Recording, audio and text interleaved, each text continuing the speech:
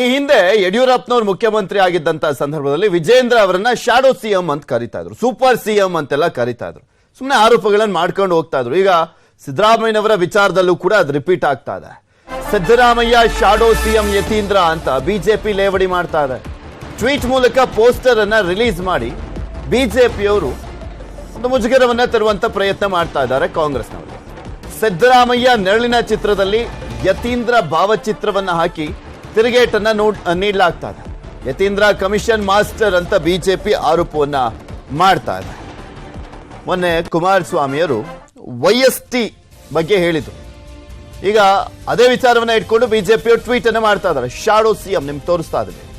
ಸಿದ್ದರಾಮಯ್ಯನವರು ಅವರ ಭಾವಚಿತ್ರದ ನೆರಳು ಅಂತ ತೋರಿಸ್ತಾ ಯತೀಂದ್ರ ಸಿದ್ದರಾಮಯ್ಯ ಅವರನ್ನ ತೋರಿಸಲಾಗ್ತಾ ಇದೆ. ಎಷ್ಟು ಮಟ್ಟಿಗೆ ನಿಜನೋ ಸುಳ್ಳೋ, ಆದ್ರೆ ಅವ್ರು ಆರೋಪ ಮಾಡಿದ್ರಲ್ವಾ, ನಾವು ಮಾಡೋಣ.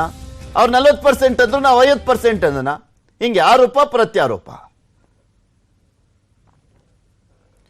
HDK YST ಆರೋಪಕ್ಕೆ ಸಿದ್ದರಾಮಯ್ಯ ತಿರುಗೇಟನ್ನ ಕೊಟ್ಟಿದ್ದಾರೆ. ಯತೀಂದ್ರ ಬಗ್ಗೆ ಮಾತಾಡಿದ್ದಕ್ಕೆ ಸಿದ್ದರಾಮಯ್ಯ ಗರಂ ಆಗಿದ್ದಾರೆ. ಕುಮಾರಸ್ವಾಮಿ ಯಾವಾಗ್ಲೂ ಹಿಟ್ ಅಂಡ್ ರನ್ ಮಾಡ್ತಾರೆ ಅಂತ ಆರೋಪ ಮಾಡಿದ್ರು. ಯತೀಂದ್ರ ಮನೆಯಲ್ಲಿ ಇರ್ತಾರೆ.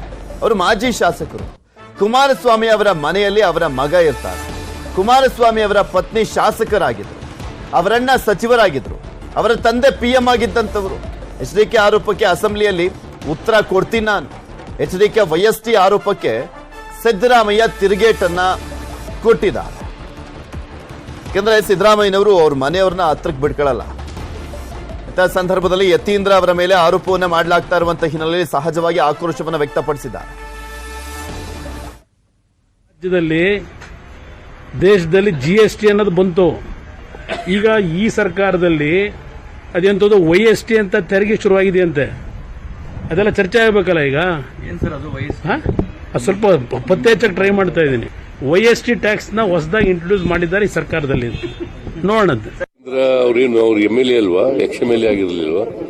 YST ಟ್ಯಾಕ್ಸ್ ಅಂತ ಅವ್ರ ಮನೆಯಲ್ಲಿ ಇದ್ದಾರೆ. ಅವ್ರ ಮೇಲೆ ಸುಮ್ಮನೆ ಹಾಗಾದ್ರೆ ಅವ್ರ ಮನೆ ಮಗ ಇದ್ನಲ್ಲ, ಅವ್ರ ಮನೆ ಮಗದ ಮೇಲೆ ಏನಂತ ಕರೆಯೋದು? ಅವ್ರ ಹೆಂಡತಿ MLA ಆಗಿದ್ರಲ್ಲ, ಅವ್ರ ತಮ್ಮ ಅವ್ರ ಅಣ್ಣ ಮಿನಿಸ್ಟರ್ ಆಗಿದ್ರಲ್ಲ, ಅವ್ರ ತಂದೆ ಪ್ರೈಮ್ ಮಿನಿಸ್ಟರ್ ಆಗಿದ್ರಲ್ಲ, ಅವ್ರ ಅಣ್ಣನ ಮಕ್ಕಳೆಲ್ಲ MLA ಇವರೆಲ್ಲ ಆಗಿದಾರಲ್ಲ, ಏನಂತ ಕರಿಬೇಕು ಅವ್ರಿಗೆ?